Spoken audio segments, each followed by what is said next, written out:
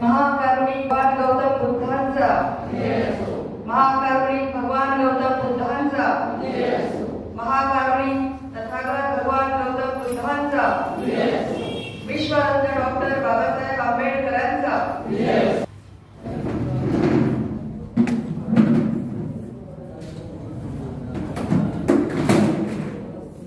आजच्या कार्यक्रमाचे अध्यक्ष भीमराव वाघमारे सर यांना मी विनंती करते की त्यांनी आपलं स्थान ग्रहण करावं। जी अध्यक्षपदाची निवड झाली ते मी संघातर्फे अनुमोदन देते। आज भाद्रपद पौर्णिमा, संक्रमण आहे तेजाचे अंधाराकडून प्रकाशाचे, संक्रमण आहे तेजाचे अंधाराकडून प्रकाशाचे, दिवस आजचा भाग्याचा, स्वागत करूया आपणा सर्वांचे, स्वागत करूया आपणा सर्वांचे। तर सर्वप्रथम आपल्या कार्यक्रमाची सुरुवात गीतानी होते, तर मी मेडेताईंना विनंती करते की त्यांनी आपलं स्वागत गीत गावं। महाकारुणिक तथागत सम्यक संबुद्ध परमपूज्य विश्वरत्न बाबासाहेब आंबेडकर, माता रमाई, माता भीमाई यांना माझा पंचांग प्रणाम। तसेच आजचे अध्यक्ष वाघमारे सर यांना माझा जय भीम। इथे बसलेले उपासक आणि उपासिकांना माझा सप्रेम जय भीम। मला गाणं म्हणण्याची संधी दिली, खूप खूप आभार। दिली तू आम्हाला बोधिवृक्षाची छाया, दिली तू आम्हाला बोधिवृक्षाची छाया, कसे ऋण फेडू तुझे भीमराया, कसे ऋण फेडू तुझे भीमराया। आम्हाला दिली तू जीवापाड माया, आम्हाला दिली तू जीवापाड माया, कसे ऋण फेडू तुझे भीमराया, कसे ऋण फेडू तुझे भीमराया।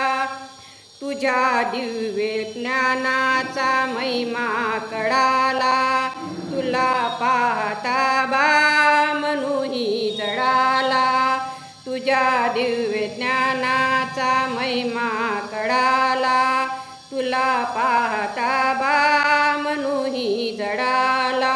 मनूची नीती संपली आता, मनूची भीती संपली आता, रचला इथे तू समतेचा पाया, रचला इथे तू समतेचा पाया, कसे ऋण फेडू तुझे भीमराया, कसे ऋण फेडू तुझे भीमराया।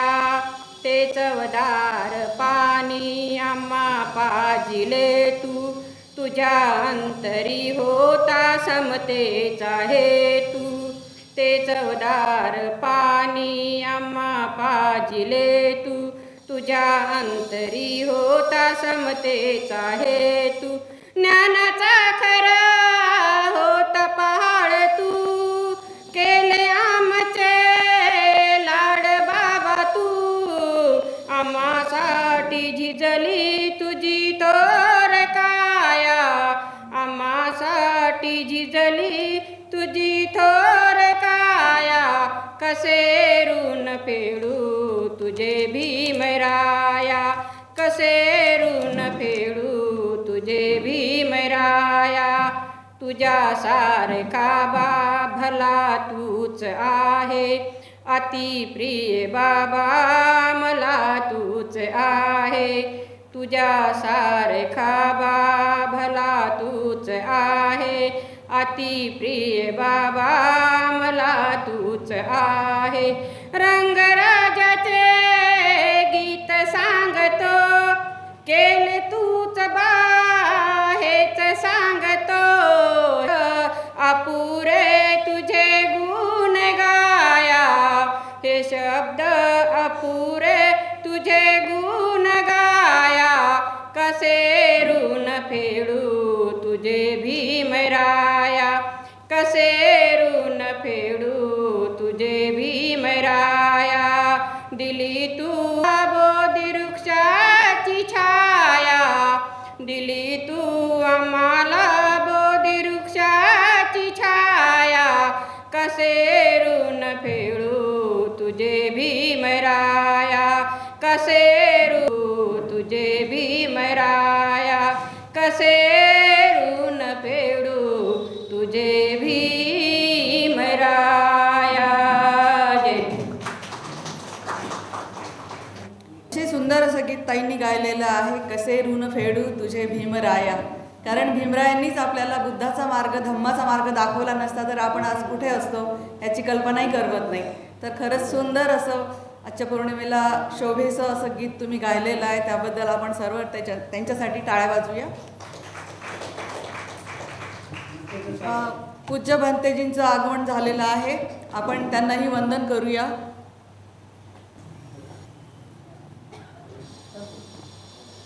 खरं तर प्रत्येक पौर्णिमा ही ज्या वर्षभराच्या 12 पौर्णिमा आहेत तर त्या प्रत्येक पौर्णिमेचं अनन्यसाधारण असं महत्त्व असतं. तसेच आजची ही भाद्रपद पौर्णिमासुद्धा अगदी काही महत्त्वाच्या कारणांनी अशी समृद्ध झालेली आहे. आणि ते जे आहे कारण म्हणजे आजच्या दिवशी ज्या घटना घडलेल्या आहेत तर राजा बिंबिसारांना उपदेश दिलेला आहे भगवंतांनी की राजा कसा असावा. तर ही जी भगवंतांनी राजा बिंबिसाराला जी उपदेश दिला ती जी आजचीच भाद्रपद महिन्याचीच पौर्णिमा आहे.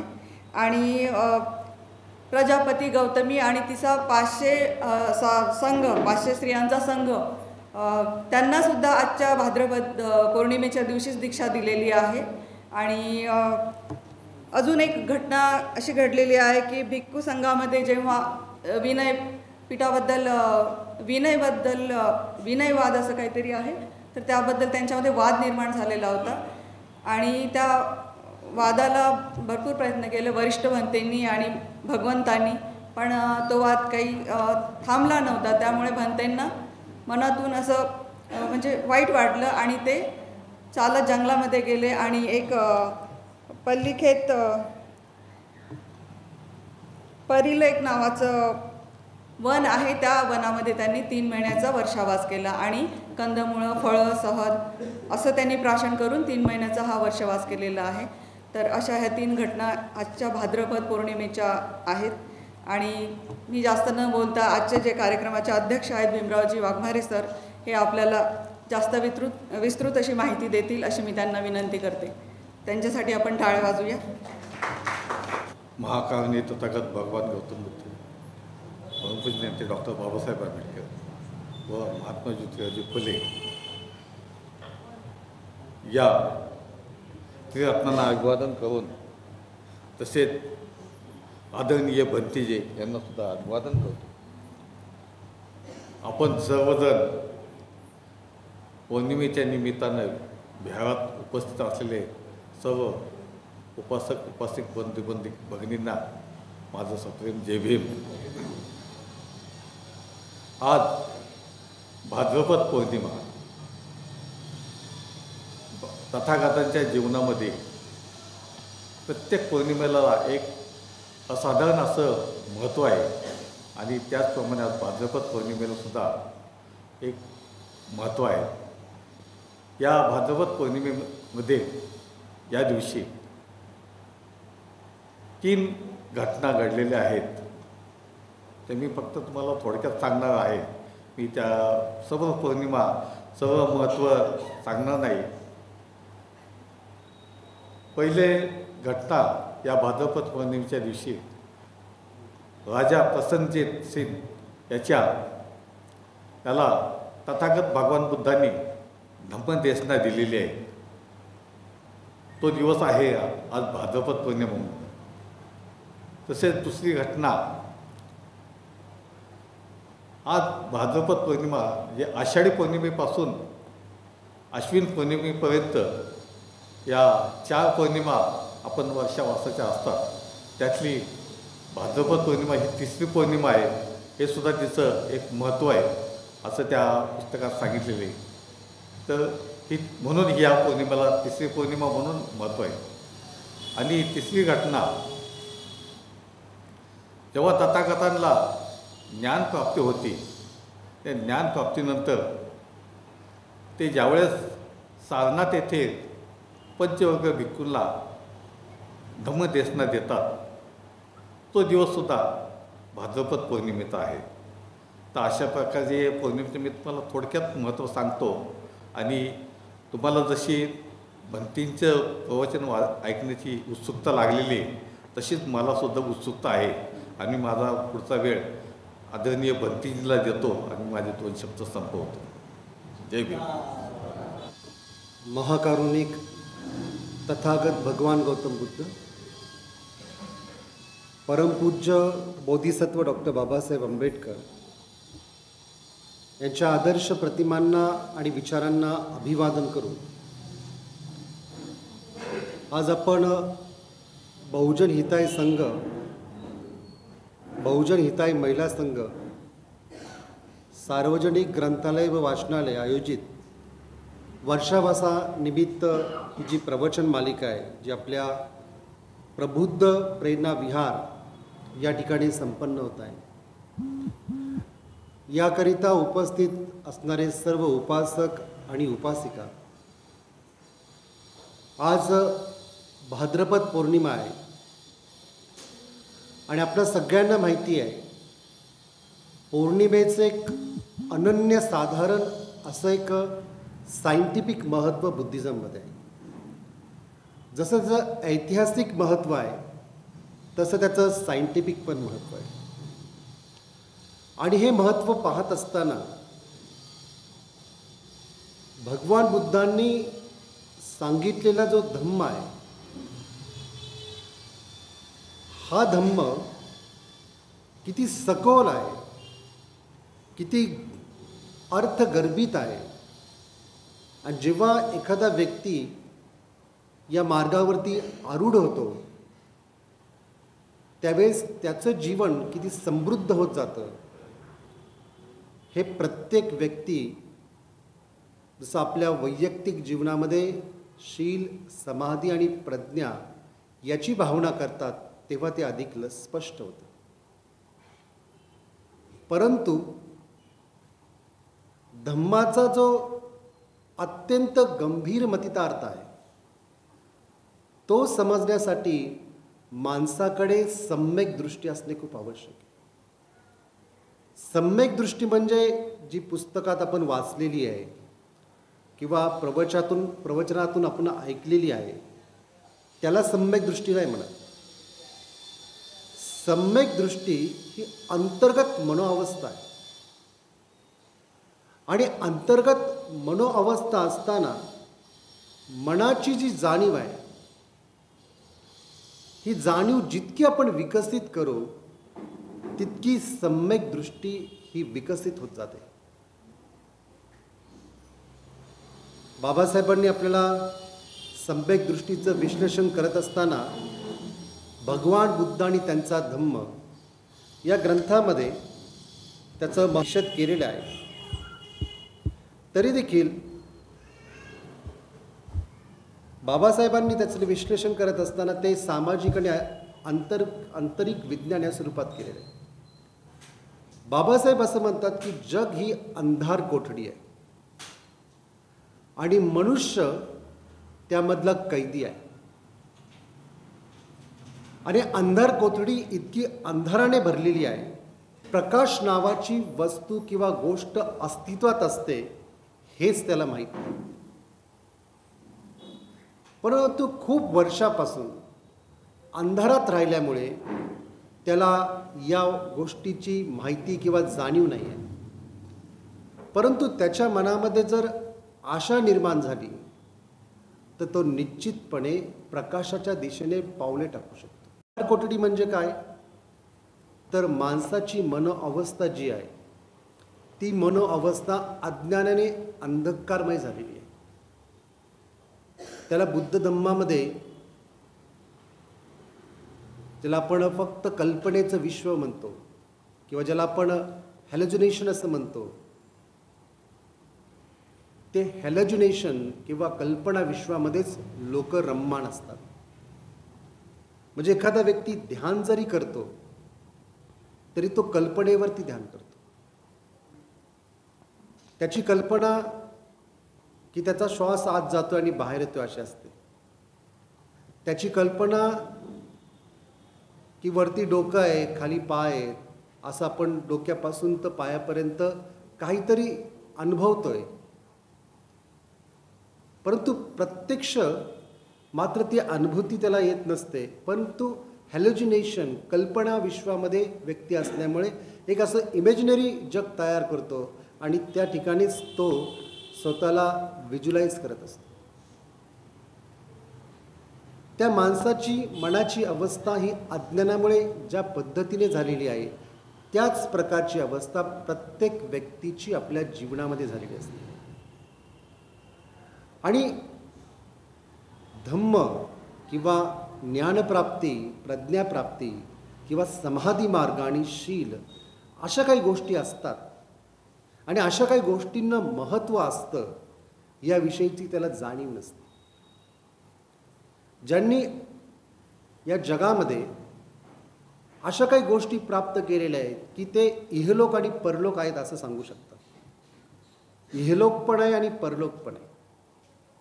परंतु अशा प्रकारच्या व्यक्तींवरती त्यांचा विश्वास नसतो. ज्यांनी परमोच्च सर्वोच्च ज्ञान प्राप्त केलेले असे बुद्ध असू शकतात, यावरही त्यांचा विश्वास नसतो. अशा प्रकारच्या लोकांना बाबासाहेब असं म्हणतात की दृष्टीघात झाला आहे आणि दृष्टीघातामुळे त्यांना सत्य जे आहे ते सत्य दिसत नाही. परंतु माणसाच्या मनामध्ये एकदा आशा निर्माण झाली तर निश्चितपणे तो स्वातंत्र्याच्या दिशेने पावले टाकतो. याचा अर्थ तो प्रकाश शोधण्याचा प्रयत्न करतो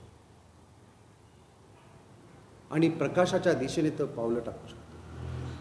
अशा प्रकारची व्याख्या किंवा अशा प्रकारचं विश्लेषण बाबासाहेबांनी सम्यक दृष्टी स्पष्ट करत असताना बुद्ध आणि धम्मामध्ये केलेले आहे. परंतु बुद्ध ज्या सम्यक दृष्टीची प्रत्येक व्यक्तीकडून अपेक्षा करतात ती सम्यक दृष्टी 2 प्रकारामध्ये विभागण्यात येते. त्या सम्यक दृष्टीला पहिल्या प्रकारात म्हटलं जातं लौकिक दृष्टी आणि दुसऱ्या प्रकारामध्ये म्हटलं जातं लोकोत्तर दृष्टी. लौकिक दृष्टी याचा अर्थ कर्म जे आहे हे कर्म आपले चांगले आपण केले पाहिजे. आपण 10 प्रकारचे पुण्यकर्म केले पाहिजे, तेव्हा कर्म स्वतः सम्यक दृष्टी निर्माण होते, जी लौकिक सम्यक दृष्टीच्या अंतर्गत येते. माणसाने चांगले कर्म केले पाहिजे आणि चांगले कर्म करत असताना त्याच्यामध्ये 10 प्रकारच्या गोष्टी त्याला माहिती असल्या पाहिजे. पहिली गोष्ट जी तुमच्या कायेशी संबंधित आहे, मी प्राणिहिंसा करणार नाही, मी चोरी करणार नाही, मी व्यभिचार करणार नाही आणि मी कोणत्याही मादक पदार्थांचं सेवन करणार नाही. ह्या 4 गोष्टी, ही 4 पुण्यकर्म हे शरीराशी संबंधित आहे. आणि आणखीन 4 पुण्यकर्म ही वाचेची संबंधित आहे. मी खोटं बोलणार नाही, मी चुगली करणार नाही, मी निंदा करणार नाही आणि मी व्यर्थ बडबड करणार नाही. हे 4 वाचेशी संबंधित आहे. आणि 2 मनाशी संबंधित आहे, ज्याला म्हटलं जातं मी द्वेष करणार नाही आणि मी कोणत्याही प्रकारची अज्ञानाची अवस्था माझ्या मनामध्ये ठेवणार नाही. जिथे सर्व अज्ञान संपून जाईल, जिथे सत्य प्रकटेल, अशा प्रकारची अवस्था मी माझ्या मनाची तयार करेन. अशा प्रकारचे 10 पुण्यकर्म जे आहे, या 10 पुण्यकर्माच्या अनुसार मी माझं जीवन व्यतीत करेल. अशा प्रकारची दृष्टी किंवा अशा प्रकारची भावना ज्या व्यक्तीच्या मनामध्ये तयार होते त्याला लौकिक कम्म स्वतः सम्यक दृष्टी निर्माण झालं असं म्हटलं जातं. आणि या दृष्टीच्या आधारे जर आपण आपल्या जीवनातले व्यवहार केले तर ज्याला बाबासाहेब असं म्हणतात की कर्म हा जगाच्या नैतिक व्यवस्थेचा आधार आहे, हे मानणे म्हणजे धम्म आहे. तेव्हा या धम्माच्या द्वारे, या आचरणाच्या द्वारे एक नैतिक व्यवस्था, एक नीती व्यवस्था निर्माण होऊ शकते, ज्या ठिकाणी समता असेल आणि ज्या ठिकाणी बंधुता असेल, ज्या ठिकाणी स्वातंत्र्य असेल, अशा प्रकारची समाज व्यवस्था निर्माण होऊ शकते, ज्याचा आधार कर्म आणि नीतिमत्ता असेल. आता या सम्यक दृष्टीनंतर दुसरी एक सम्यक दृष्टी आहे, या लौकिक दृष्टीच्या अंतर्गतच ती येते. त्याला म्हटलं जातं विपස්සना सम्यक दृष्टी. पहिले कम्म स्वकता सम्यक दृष्टी आणि दुसरी आहे विपස්සना सम्यक दृष्टी. जे लोक विपश्यना साधना करतात त्या लोकांना हे लक्षात येतं की साधना करत असताना सर्व संस्कार हे दुःख निर्माण करतात. आपल्या शरीरामध्ये येणाऱ्या सर्व वेदना किंवा संवेदना या पीडा निर्माण करतात, दुःख निर्माण करतात. आणि हे आपण प्रज्ञेने, ज्ञानाने पाहतो किंवा प्रत्यक्ष अनुभूतीने पाहतो. त्यावेळेस आपल्याला लक्षात येतं की हे कायम नाही आहे, हे संपणार आहे, हे निर्माण होते आणि नष्ट पण होते, याचा एक प्रभाव आहे. हे जे प्रज्ञेने पाहतो त्याला कोणत्याही प्रकारचं दुःख होत नाही. तो सुख आणि दुःख विरहित अवस्थेला प्राप्त होतो. त्यावेळेस त्याचं ज्ञान जे आहे, हे ज्ञान विशुद्धीचं ज्ञान त्याला प्राप्त झालेलं असतं. हे त्याला विपश्यनेतून कळतं. हे कुणी सांगून नाही कळत, मात्र विपස්සना प्रत्यक्ष केल्या कळतं.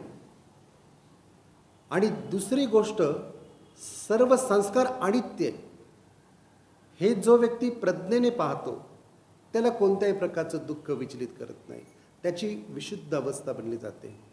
शरीर जे निर्माण होते आणि नष्ट होते, शरीराची निर्माण आणि नष्ट होण्याची जी एकंदरीत प्रवृत्ती आहे, जो स्वभाव आहे, जो धम्म आहे, तो त्याला कळतो. आणि त्यामुळे त्याचं जीवन जे आहे हे कोणत्याही प्रकारच्या आसक्तीमध्ये लागत नाही, तर अनित्यता अशी त्याची मनाची भावना तयार होते. त्यावेळेस त्याला लक्षात येतं की हे सर्व संस्कार जे आहे, हे सर्व जग जे आहे ते अनित्य आहे.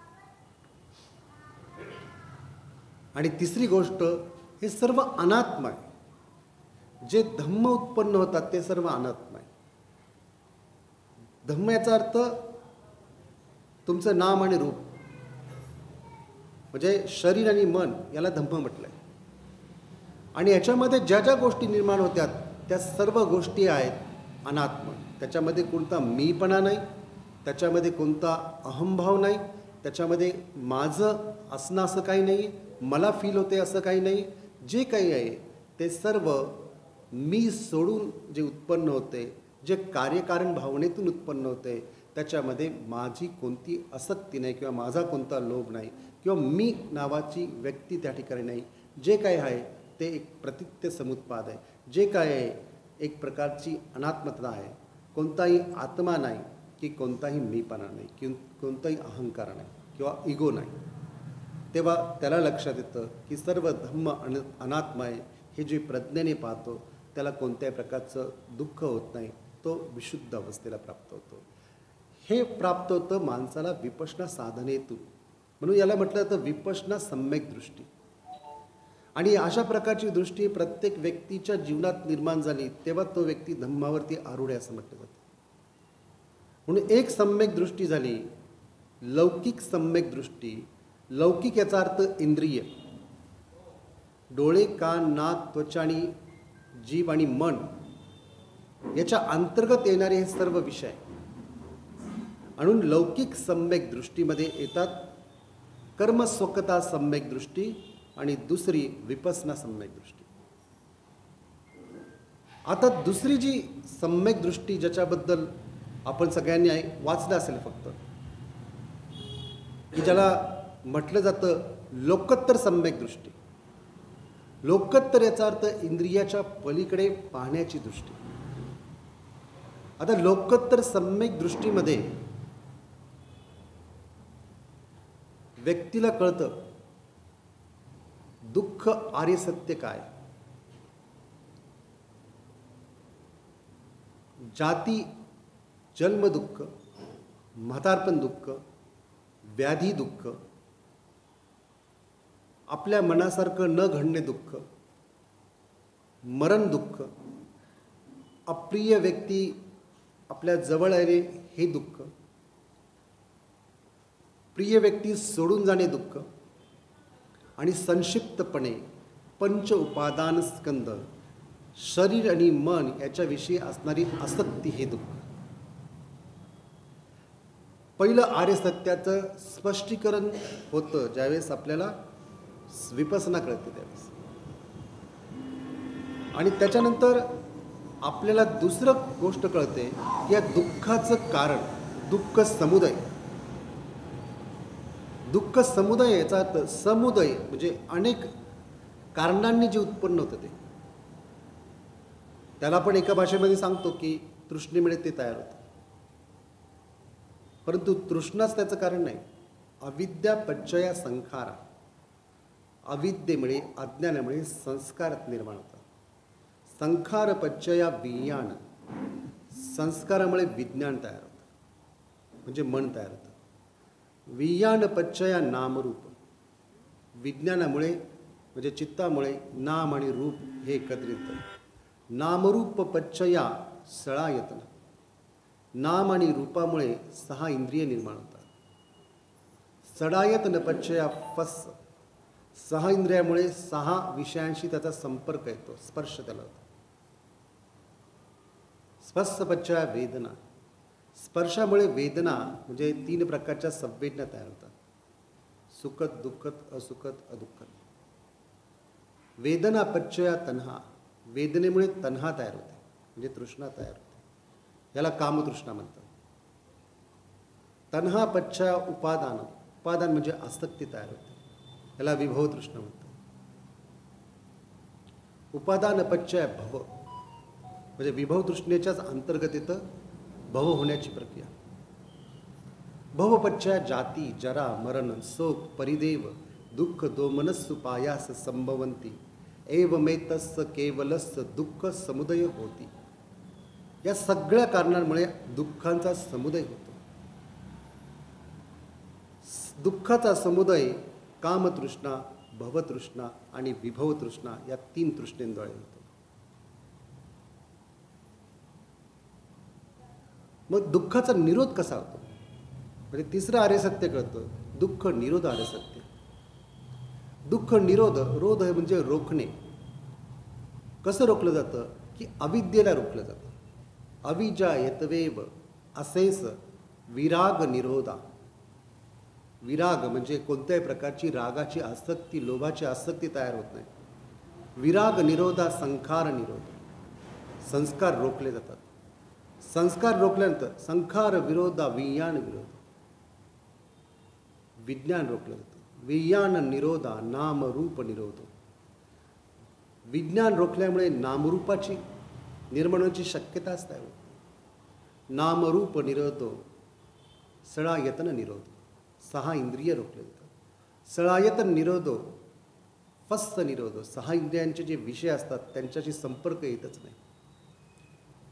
फस्त निरोधो वेदना निरोधो, वेदना निरोधो तन्हा निरोध, म्हणजे वेदना रोखल्या जातात, संवेदना रोखल्या जातात. संवेदना रोखल्या का तृष्णा रोखली जाते. तन्हा निरोधो उपादान निरोध, तन्हा रोखल्यामुळे उपादान आसक्ती ही रोखली जातं. उपादान निरोधो भवनिरोधो, भवनिरोधा जाती निरोधो, जाती निरोधा जरा मरण शोक परिदेव दुःख दोमनस्सु पायास निरुझंती, म्हणजे कोणत्याच प्रकारे दुःख निर्माण होण्याची शक्यता तयार होत नाही. दुःख निरुझंती एवमेतस्य केवलस्य दुःख निरोध होती. अशा प्रकारे दुःखाचा निरोध होतो. म्हणजे पहिलं आर्य सत्य कळतं की दुःख कशामुळे आहे, म्हणजे दुःख आहे, दुःख आर्य सत्य. दुःखाचं समुदय म्हणजे कारण आर्य सत्य. दुःखाचा निरोध म्हणजे दुःखातून मुक्त होतं हे आर्य सत्य. आणि दुःख निरोधगामिनी प्रतिपदा आर्य सत्य, म्हणजे दुःख होण्याचा मार्ग म्हणजे आर्य अष्टांगिक मार्ग कळतो. या प्रकारे माणसाला लोकोत्तर सम्यक दृष्टी प्राप्त. ही लोकोत्तर सम्यक दृष्टी प्राप्त झाल्यानंतर माणसाला एक एक पायऱ्या ज्या आहेत निर्वाण प्राप्तीच्या त्या प्राप्त होतात. त्यातली पहिली पायरी आहे सोतापन्न अवस्था, त्यातली दुसरी पायरी आहे सकृदागामी अवस्था, त्यातली तिसरी पायरी आहे अनागामी अवस्था आणि त्यातली चौथी पायरी आहे अर्हंत अवस्था. अशा 4 अवस्था प्राप्त होतात याला म्हणतात लोकोत्तर सम्यक दृष्टी. याविषयीचं ज्ञान असणे, याविषयीची प्रत्यक्ष अनुभूती असणे, त्यावेळेस व्यक्ती या सम्यक दृष्टीला प्राप्त होतो. अन्यथा आपण जी सम्यक दृष्टी म्हणतो ती सम्यक दृष्टी आणि भगवान बुद्धांनी सांगितलेली सम्यक दृष्टी यामध्ये मोठं अंतर आहे. आणि जोपर्यंत अशा प्रकारची मानसिक अवस्था आपली बनत नाही तोपर्यंत यथावत सम्यक दृष्टी आपल्याला प्राप्त झाली आपल्याला कळत नाही. जेव्हा ही सम्यक दृष्टी आपल्याला प्राप्त होते त्यावेळेस आपलं जीवन जे आहे हे अधिक समृद्ध होतं. त्यावेळेस आपल्या जीवनामध्ये सर्व जे विकार आहेत ते विकार सगळं नष्ट होतात. अन्यथा माणसाचं जीवन फक्त आणि फक्त हॅलोजिनेशनवरतीच राहतं, कल्पनेवरती राहतं आणि कल्पनेचाच अनुभवावरती माणूस जीवन जगू शकतो. विपसनाचार्य लेडी सयाडो जे बौद्ध भिक्षू होते म्यानमारचे, ज्यांच्या माध्यमातून विपसना साधना सयाजी उबा खिन यांना मिळाली आणि सयाजी उबा खिन यांच्यानंतर सत्यनारायण गोयंका यांना मिळाली.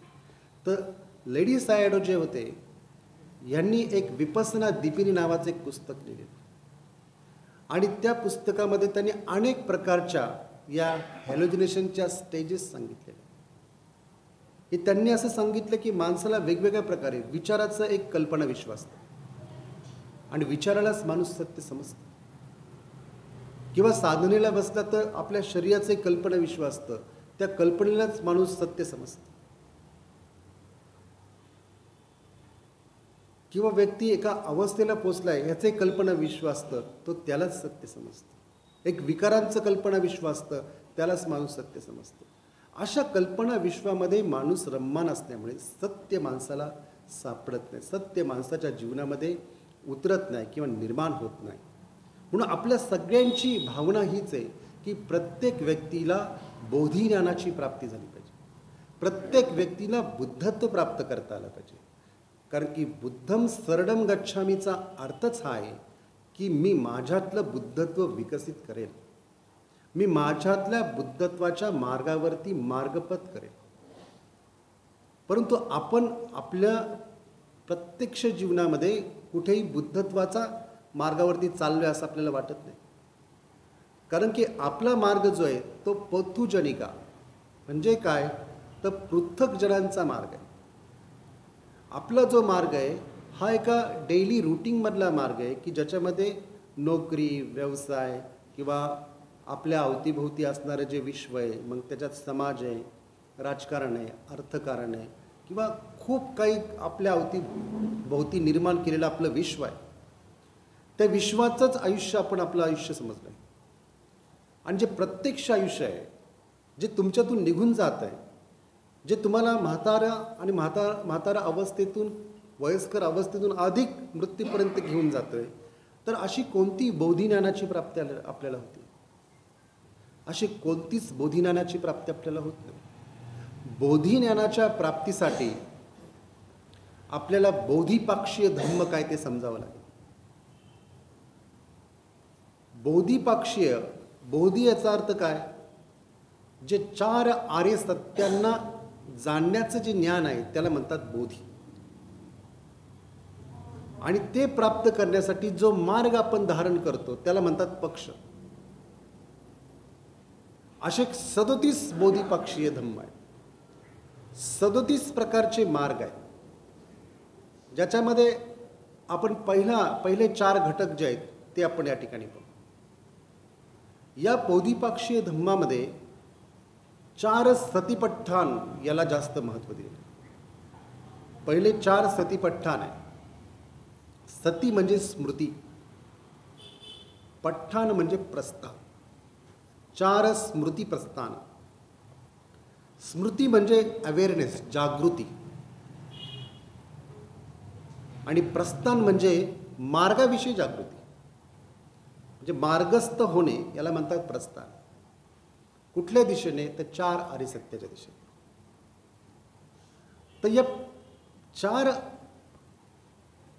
सतीपठ्ठानाला पहिलं त्याच्यामध्ये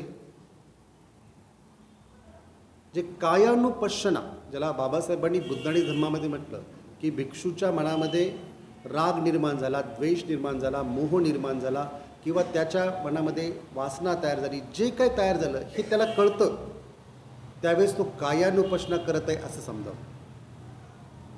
त्याच्यातली कायानुपश्यना सतिपट्टान म्हणजे कायेची, म्हणजे कायेला पाहण्याची स्मृती, प्रस्थान ज्याला म्हटलं जातं, तर ती कायानुस्मृती.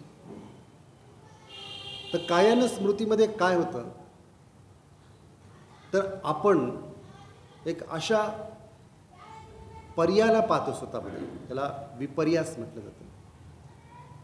कारण की ह्या चार प्रकारच्या विपश्यना का सांगितलेल्या आहेत, 4 प्रकारच्या पश्यना का सांगितलेल्या आहेत.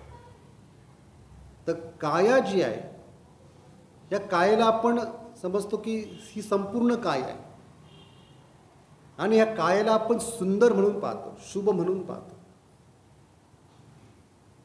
शुभ हा पर्याय आहे, शुभ हे कल्पना विश्व आहे आपलं. शुभ विपर्यास पाली भाषेमध्ये त्याला म्हटलं जातं.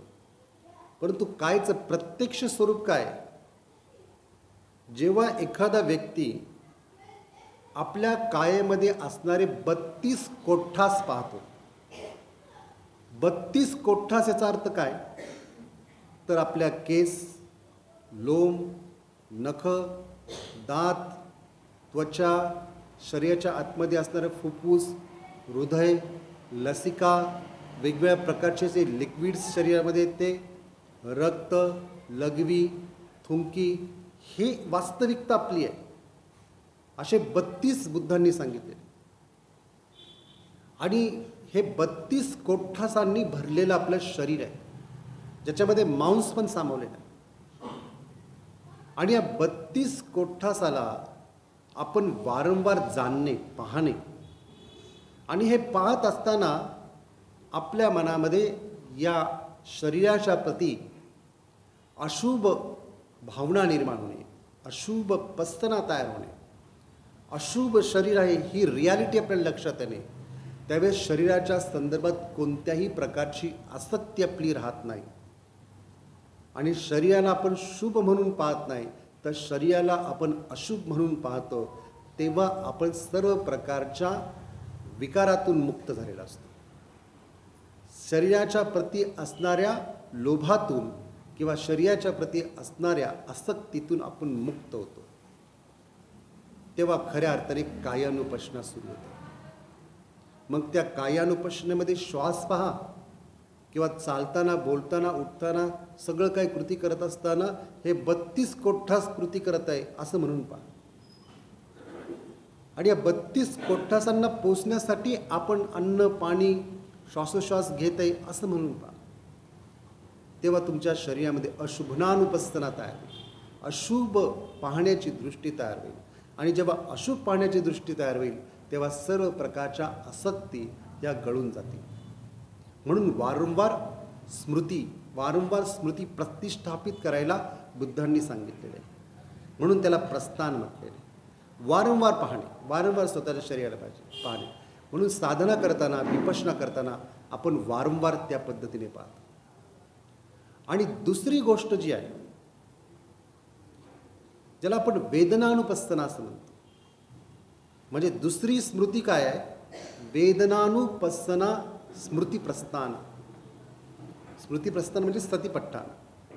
वेदनेला म्हणजे कोणत्या कोणत्या वेदना आपल्या शरीरामध्ये होतात, सुखद वेदना होतात आणि दुःखद वेदना होतात, असुखद आणि अदुःखद वेदना आपल्यामध्ये होतात. म्हणजे ते सुख पण नाही आणि दुःख पण नाही, अशा प्रकारच्या वेदना आपल्या शरीरामध्ये होतात. त्याला उपेक्षा वेदना असं म्हटलं जातं. परंतु आपण स्वतःच्या शरीराला पाहत असताना स्वतःच्या शरीरामध्ये अशा प्रकारच्या संवेदना ज्यावेळेस निर्माण होतात, त्याच्यामध्ये आपण सुखद संवेदनेला जास्त आसक्त होतो आणि दुःखद संवेदना ज्या असतात याप्रती आपण जास्त आसक्त नाही, तर त्याचा द्वेष आपण करतो. किंवा ज्या उपेक्षा संवेदना असतात, सुखद पण नसतात आणि दुःखद पण नसतात, अशा ज्या संवेदना असतात त्याच्याकडे आपण आपलं लक्ष जास्त द्यायला लागतो. परंतु वारंवार स्वतःच्या वेदनेला पाहत असताना, वारंवार स्वतःचं शरीर पाहत असताना सुखद संवेदना अथवा उपेक्षा संवेदनेचा विपरिणाम, त्याचा परिणाम हा दुःखामध्येच परिवर्तित होणार आहे. म्हणजे सुरुवातीला वाटत असणारं सुख हळूहळू दुःखामध्ये रूपांतरित होतं.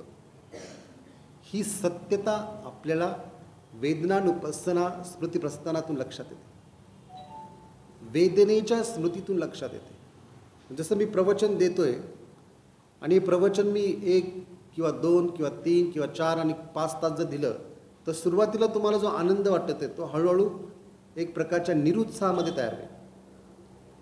सुरुवातीचं सुख हे दुःखामध्ये रूपांतरित होईल, मानसिक त्रासतेमध्ये रूपांतरित होईल. आणि म्हणून सुरुवातीच्या ज्या सुखद संवेदना असतात किंवा वेदना असतात किंवा उपेक्षा वेदना असतात, या वेदना परिवर्तित होतात आणि त्या दुःखद वेदनेमध्ये रूपांतरित होतात. तेव्हा त्याचं स्वरूप आपल्याला कळतं की हे दुःखदायक आहे. जे काही ते दुःख आहे तेव्हा आपल्याला कळतं की दुःख आर्य सत्य काय. जेव्हा अशा प्रकारची स्मृती आपल्यामध्ये निर्माण होते तेव्हा सुख असं काही नसतं हे आपल्याला कळतं. सुख पर्याय आपल्यातून निघून जातो. जे काय आपण सुख समजतो ते तात्पुरतं सुख आहे, रियालिटी दुःख आहे. म्हणून सुख पर्याय निघून जातो आणि सत्य प्रकटतं, त्याला म्हणतात दुःख आर्य सत्य. म्हणजे बुद्धाने किती सूक्ष्मतम गोष्ट सांगितलेली आहे. आणि वारंवार स्मृतीच्याद्वारे कोणत्याच प्रकारचं दुःख आपल्यामध्ये राहत नाही आणि कोणत्याच प्रकारचं सुख आपल्यामध्ये राहत नाही. तर सुख आणि दुःखाच्या पलीकडची जी अवस्था आपल्याला तयार होते ती अवस्था प्रीतीची आहे. ती अवस्था जी तुम्ही शब्दात व्यतीत करू शकणार नाही, परंतु त्याचा आनंद तुम्ही अनुभवू शकाल अशा प्रकारची. म्हणून या प्रकारची वेदना आणि स्मृतीची भावना करावी लागते. आणि तिसरं जे आहे की ज्यामध्ये चित्त जे आहे, चित्तानुपश्यना स्मृतिप्रस्थान, म्हणजे चित्ताच्या संदर्भामध्ये वारंवार स्मृती दिल्यानंतर काय होतं. चित्त विराग म्हणून उत्पन्न होत आहे का सराग म्हणून उत्पन्न होत आहे. राग म्हणजे लोभ.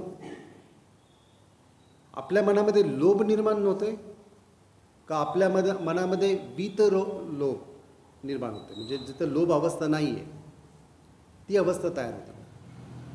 म्हणजे सराग आणि विराग किंवा वीतराग, रागासहित आपलं मन तयार होते का रागाच्या व्यतिरिक्त जिथे राग नाही अशा पद्धतीने तयार होते. असे सर्व विचार आपल्याला कळतात, अशा सगळ्या मनातल्या कल्पना आपल्याला कळतात. अशा मनामध्ये निर्माण होणारे वेगवेगळे विचार आणि त्याचे जे काही प्रवाह आहेत मनाचे, त्याचं वर्गीकरण माणसाला कळतं. आणि हे वर्गीकरण करत असताना माणसाला हे पण कळतं की मन जे आहे ते स्थिर नाही, चंचल आहे. ते प्रत्येक क्षणाक्षणाला वेगवेगळे विचार निर्माण करते. ते प्रत्येक क्षणाक्षणाला मनाच्या वेगवेगळ्या अवस्था तयार करते. परंतु हे कधी कळतं, ज्यावेळेस चित्तानुपස්සना आपण करू, ज्यावेळेस आपण आपल्या मनाला पाहू. विपස්සना ध्यान करत असताना किंवा कोणतेही ध्यान करत असताना सगळ्यात जास्त जर काय जाणवत असेल तर आपलं मनच आपल्याला जाणवतं. आणि ते जाणवत असताना मनामध्ये येणारे विचार, मनामध्ये दिसणारा भूतकाळ, मनामध्ये जाणवणारा भविष्यकाळ, ह्या सगळ्या गोष्टी अनित्य आहेत. ह्या सगळ्या गोष्टी नित्य नाहीत. ह्या अनित्य आहे हे ज्यावेळेस आपल्याला स्पष्ट होतं त्यावेळेस आपल्या मनामध्ये असणारा नित्य भाव कमी होतो, ज्याला नित्य पर्याय असं म्हटलं जातं. आणि तो नित्य पर्याय हा आपल्या मनातून संपूर्ण निघून जातो. त्यावेळेस चित्तानुपස්සना स्मृतिप्रस्थान झालं असं समजा. त्यावेळेस आपण चित्तावरती आरूढ आहोत, जागृत आहोत. तेव्हा चित्त हे नेहमी या राग आणि द्वेष यासोबत नव्हे तर या विपरीत पण निर्माण होतं याची आपल्याला जाणीव होते. म्हणून हे तिसरं स्मृतिप्रस्थान, चित्तानुपश्यना स्मृतिप्रस्थान माणसाचा नित्य भाव कमी करतो आणि माणसामध्ये अनित्य भाव जास्त वाढतो. आणि चौथं ज्याला धम्मानुपස්සना म्हटलं जातं, धम्मानुपश्यना स्मृतिप्रस्थान. धम्म म्हणजे काय ते पहिल्यांदा समजून घ्या. धम्म म्हणजे आपल्यामध्ये जे आपलं शरीर आहे, शरीर आणि मन, रूप आणि नाम, या शरीर आणि मनामध्ये जे काही आपण निर्माण होतं, म्हणजे जसं कायेमध्ये कायानुपස්සना, वेदनेवरती वेदनानुपස්සना, चित्तावरती चित्तानुपස්සना, आणि संज्ञा ज्या आहेत म्हणजे जे जाणण्याच्या प्रक्रिया आहेत त्यावरती संज्ञास्कंद आणि संस्कारकंद, जे मनामध्ये चांगलं वाईट किंवा ज्याचं आपण कर्माच्याद्वारे स्पष्टीकरण करू शकतो की असे संस्कार की जे मनावरती राग द्वेष आणि मोह निर्माण करतात, किंवा जे मनावरती वीतराग वीतद्वेष वीतमोह असं निर्माण करतात. अशा 3 प्रकारच्या अवस्था या संस्कार स्कंदामध्ये येतात आणि संज्ञास्कंदामध्ये जाणण्याच्या प्रक्रिया येतात. तर कायेमध्ये रूपस्कंद, त्याचप्रमाणे नामस्कंद म्हणजे नामरूपस्कंद, संज्ञास्कंद आणि संस्कारकंद, याला धम्म म्हणतात. आणि यामध्ये निर्माण होणाऱ्या दुःख अनित्य या सगळ्या गोष्टींची ज्यावेळेस माणसाला अनुभूती येते, आणि ही अनुभूती येत असताना माणसाला असं लक्षात येतं की इथे दुसरं काही नाही आहे.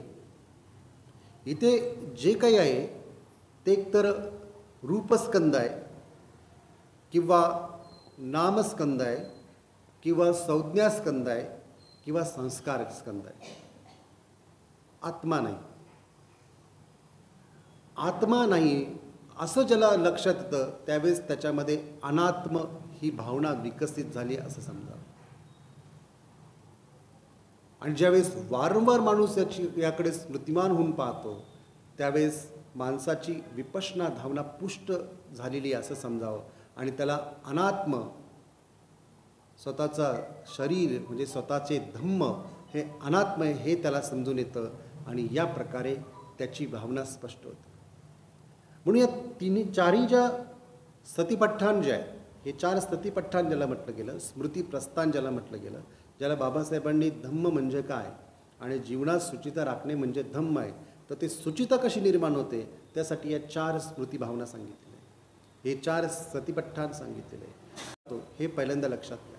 4च साधना का करायच्या, विपश्यना ह्या 4च का असतात हे प्रथम आपण लक्षात घ्या. कायानुपස්සना करत असताना शरीरामध्ये असणारा जे शुभ म्हणून आपण पाहतो त्या शुभ पर्यायास काढून टाकणे आणि त्याच्याऐवजी अशुभ पर्याय स्थापन करणे म्हणजे अशुभ भावना स्थापन करणे. जिथे सुख म्हणून आपण आपल्या शरीराला पाहतो सुख पर्यायास काढून टाकणे आणि तिथे दुःख हे सत्य आहे हे म्हणून पाहणे. जिथे चित्त जे आपलं त्या चित्ताचा स्वभाव जो आहे नित्य नाही आहे तो अनित्य म्हणून स्थापित होणे, परंतु आपण चित्ताला नित्य समजतो आणि चित्ताला नित्य समजल्यामुळे सगळ्याच गोष्टी आपण नित्य समजतो, परंतु त्याला काढून टाकणे त्याचं प्रहान करणे म्हणजे खऱ्या अर्थाने आपण जी अनित्य भावना आहे ती अनित्य भावना आपल्यामध्ये विकसित करणे आणि नित्य पर्यायाला काढून टाकणे. आणि चौथी गोष्ट जिथे आपण आत्मा म्हणून समजतो किंवा आत्मतत्व असं काही आहे असं समजतो, तर आत्मतत्व हा पर्याय काढून टाकणे म्हणजे त्याचं प्रहान करणे आणि त्याच्याऐवजी अनात्म भावना विकसित करणे. तर यामुळे हे 4 पश्चन आहेत आणि या 4 पश्चनेच्या प्रती स्मृती भावना करणे, वारंवार आपण जागृत राहणे, वारंवार साधना करणे, तेव्हा कुठे आपण या 4 स्पश्यनेमध्ये 4 विपसनेमध्ये आपण पुष्ट होतो, त्यावेळेस मग आपला जो मार्ग आहे हा अधिक स्पष्ट होतो. म्हणून या दृष्टिकोनातून आपण बोधिपाक्षीय धम्म पाहत असताना त्यातले हे 4 घटक हे अत्यंत महत्त्वाचे. आता हे आपण आपल्या जीवनामध्ये या गोष्टीची अनुभूती करतो का नाही करत हे आपण पाहणे तितकंच महत्त्वाचं. जर आपण याची अनुभूती करत नसेल तर आपण आपल्या रोजच्या जीवनामध्ये स्वतःला वेळ देणे खूप आवश्यक आहे, स्वतः साधनारत राहणे खूप आवश्यक आहे. आपण रोज सकाळी आणि रोज संध्याकाळी विपश्यना साधना करणे खूप आवश्यक आहे. तेव्हा कुठे आपल्यामध्ये प्रज्ञा जागृती होईल, तेव्हा कुठे आपल्यामध्ये बोधिज्ञान निर्माण होईल, तेव्हा कुठे आपल्यामध्ये मार्ग स्पष्ट होईल. अन्यथा तीच अवस्था आपल्या जीवनामध्ये तयार होईल. म्हणून तिथंच आपण फिरून येत नाही, तर जीवन हे अधिक आणि अधिक सुष्पतन पद्धतीने जाणण्याचा आपण प्रयत्न करणे खूप आवश्यक असतं आणि त्याची स्मृती वारंवार ठेवणे आवश्यक असतं. म्हणून बुद्धधम्मामध्ये आणि विशेषतः विनय पिटकामध्ये जर एखादा भिक्षू जो आहे, या भिक्षू जर साधना भ्रष्ट झाला किंवा मार्ग पथ सोडून तो दुसऱ्या मार्गाकडे लागला, तर बुद्ध त्यांना 4 गोष्टी सांगतात. बुद्ध भिक्षूंना सांगतात की तो कोणतं धम्माचं आचरण करत आहे त्याची त्याला आठवण करून द्या, आणि ती त्याला एकदा नाही, दोनदा नाही, 3दा त्याला आठवण करून द्या. त्याच्यानंतर तो तेवढं सांगूनही तो ऐकत जर नसेल, तर त्याला सामंजस्याने सर्वांनी मिळून सांगा. तरी तो ऐकत नसेल तर दंडात्मक पद्धतीने त्याला सांगा, आणि तरी तो ऐकत नसेल तर त्याचा विषय सोडून द्या. हे बुद्धांनी 4 प्रकारे एखाद्या व्यक्तीला मार्गावरती आणण्यासाठी सांगितलेले. आपणही आपल्या जीवनामध्ये वारंवार धम्म ऐकून मार्गस्थ ज्यावेळेस होतो, तर आपल्या जीवनामध्ये या प्रकारची अवस्था असणे खूप आवश्यक आहे. एक भगवान बुद्धांच्या काळातली गोष्ट मला आठवते. एक चेटू साटक नावाचा ब्राह्मण व्यक्ती होता, आणि हा चेटू साटक जो होता हा अतिशय गरीब होता. त्याची पत्नी आणि तो दोघेच जीवन व्यतीत करत होते. काहीतरी कष्ट करायचे आणि त्यातून जे काही थोडेफार पैसे मिळतील त्यातलं आपलं जीवन व्यापन करायचे. चेटू साटकने एक दिवस भगवान बुद्ध वर्षवासाच्या निमित्ताने त्याच्या गावामध्येच राहायला आले, आणि त्यावेळेस त्या गावातल्या लोकांनी बुद्धांचं दिवसभर प्रवचन ठेवलं. आता चेटू साटकला आणि त्याच्या पत्नीला खूप आनंद झाला, परंतु दोघांकडे जायला चांगले कपडे नव्हते. जे काही कपडे होते ते मळलेले कपडे होते. एकच जोड त्यांच्याकडे चांगली होती. त्याने आपल्या पत्नीला म्हटले, तू प्रवचन दिवसा ऐकायला जाणार आहे का संध्याकाळी ऐकायला जाणार? ती म्हटली, मी दिवसा जाईल. त्यांनी ते कपडे तिला दिले आणि तिला म्हटलं, तू जा आणि प्रवचन ऐकून ये. ती गेली आणि दिवसा प्रवचन ऐकून संध्याकाळच्या वेळेस ती घरी आली. घरी आल्यानंतर तिने ते कपडे चेटू साटकला दिले. त्याने ते कपडे घातले आणि तो बुद्धांचं प्रवचन ऐकायला संध्याकाळच्या वेळेस गेला. आणि संध्याकाळच्या वेळेस प्रवचन ऐकता ऐकता बुद्धांनी अतिशय गंभीर अशा धम्मावरती प्रवचन देत असताना याला अत्यंत एक प्रीतिसुख उत्पन्न झालं. ह्याला आनंद झाला की बुद्ध इतकं सूक्ष्मतम काय काय गोष्टी सांगत आहे. याचं मन इतकं भारावून गेलं की त्याला असं वाटलं की आपल्याकडली कुठली तरी गोष्ट बुद्धांना दानच करावी. पण तो द्यायला तर काहीच नव्हतं. एकच जोड कपडा होता आणि त्याने मात्र बसायला चादर आणली होती, तेवढी एक चादर त्याच्याकडे होती. मग त्याच्या मनात आलं चादर द्या, पण चादर जर बुद्धांना दिली तर घरी पत्नी ओरडेल, म्हणून देऊ का नको देऊ का नको अशी मनाची त्याची अवस्था झाली. यामध्ये 5 मिनिटं गेली आणि मग त्याच्या मनामध्ये विचार आला की बुद्ध जे इतके स्पष्ट धम्म सांगतायत, इतकं सूक्ष्मतम सांगतायत आणि सत्य आपल्याला मिळते, तर बुद्धांना आपण हे दानच देऊन टाकू.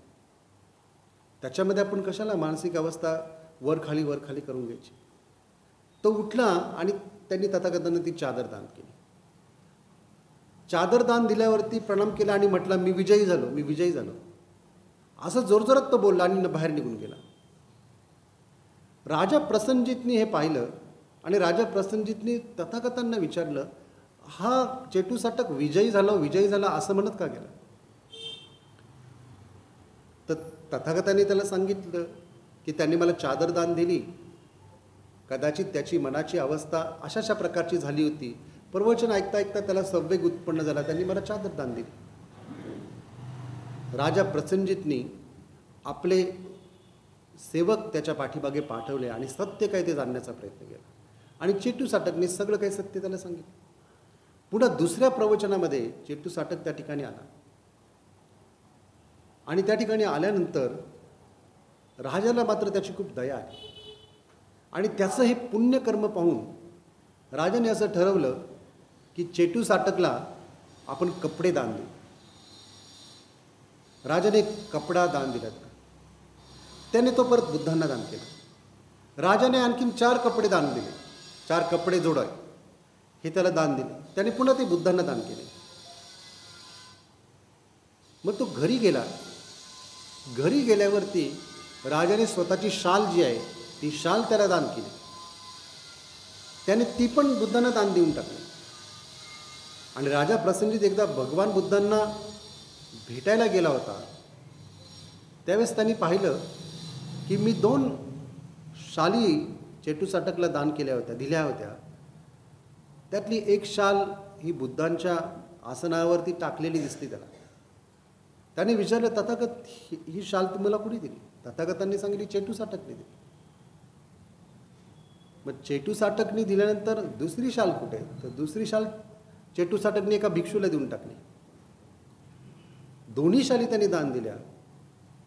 आणि ज्यावेळेस तिसऱ्यांदा प्रवचन त्या ठिकाणी ऐकायला चेटू साटक आला, त्यावेळेस राजाने तथागतांच्या त्या प्रवचन संपल्यानंतर त्याने जाहीर केलं, मी चेटू साटकला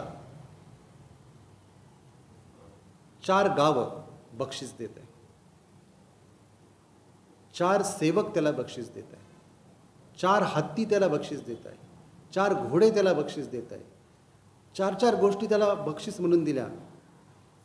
आणि तथागतांचे सर्व भिक्षू म्हटले, चेटू साटकने असं काय केलं की राजा त्याला एवढं बक्षीस देऊ सुटलाय? राजा निघून गेल्यानंतर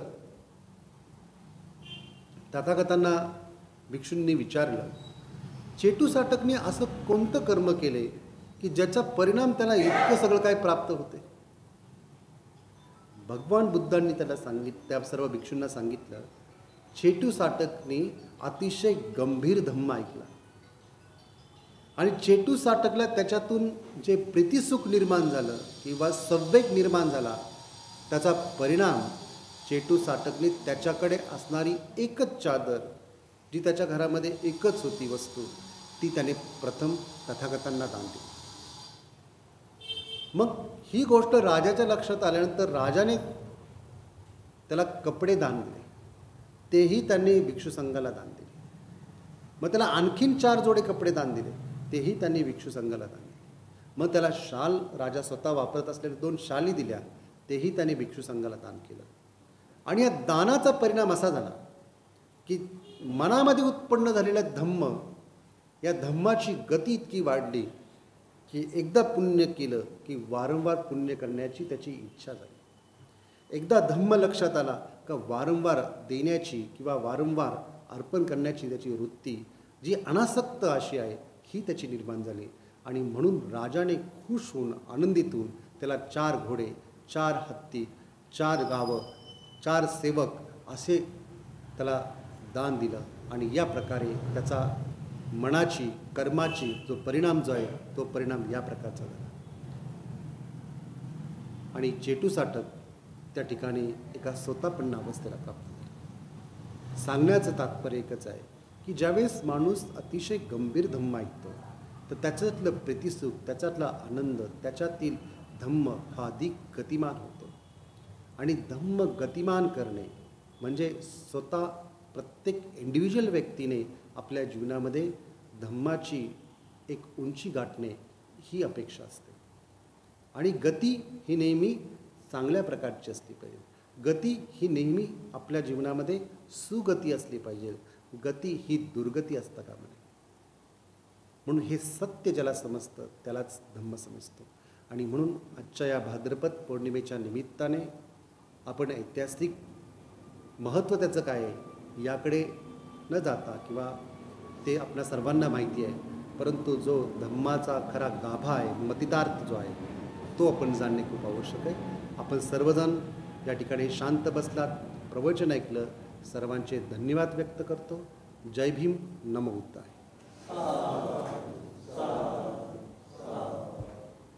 त्यानंतर अक्षरेताईंना विनंती करते की त्यांनी आवाजाचं नाव करावं. कारुणी तथागत गौतम बुद्ध, विश्वरत्न डॉक्टर बाबासाहेब आंबेडकर, सर्व महामानवांना प्रथम धन्यवाद.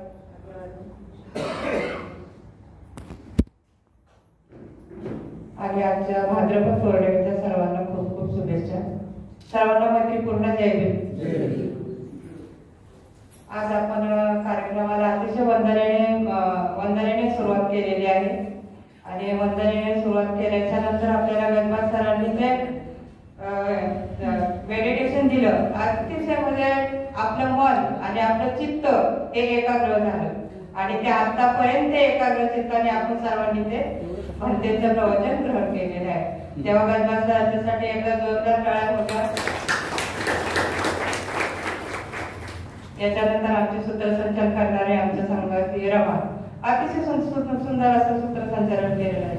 रमाला सूत्रसंचालन असो, आभार असो, वक्ता असो, कुठलाही विषय दिला तरी रमा अतिशय सुंदर सूत्रसंचालन करते आणि कुठल्याही कार्यक्रमामध्ये ती अगदी अग्रगण्य असते. रमासाठी सुद्धा जोरदार टाळ्या.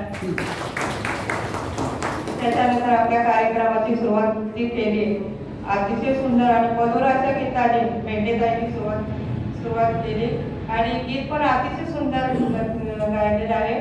दिली तू आम्हाला बुद्ध वृक्षाची छाया, कसे ऋण फेडू तुझे भी बराया. खूप छान ताई, ताईंच्यासाठी एकदा जोरदार टाळ्या होत्या.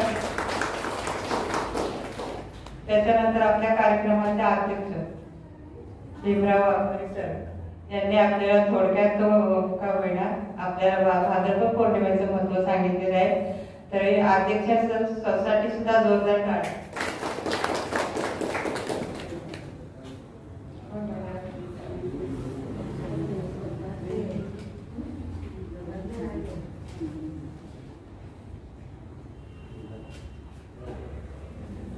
कार्यक्रमाचा उचलला सर्वांनी भाग म्हणून आपले सर्व मान्यवरांचे सर्वांचे मान्य पाहिजेत आभार.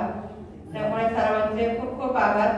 आणि आपल्याला आपले सतीश भाऊ आणि संघमित्र ताई या दोघांनी आपल्या कार्यक्रमाचं पूर्ण लाईव्ह केलं. त्या दोघांचे सगळ्याकडून खूप खूप आभार मानते. धन्यवाद. जय भीम, जय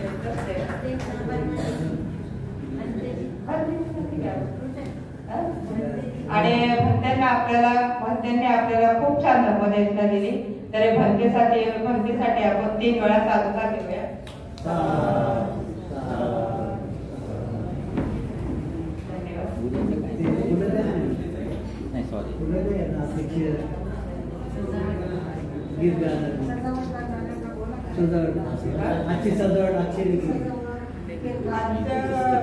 अध्यक्षांचा सत्कार आपल्या विहाराच्या अध्यक्ष करतील होते.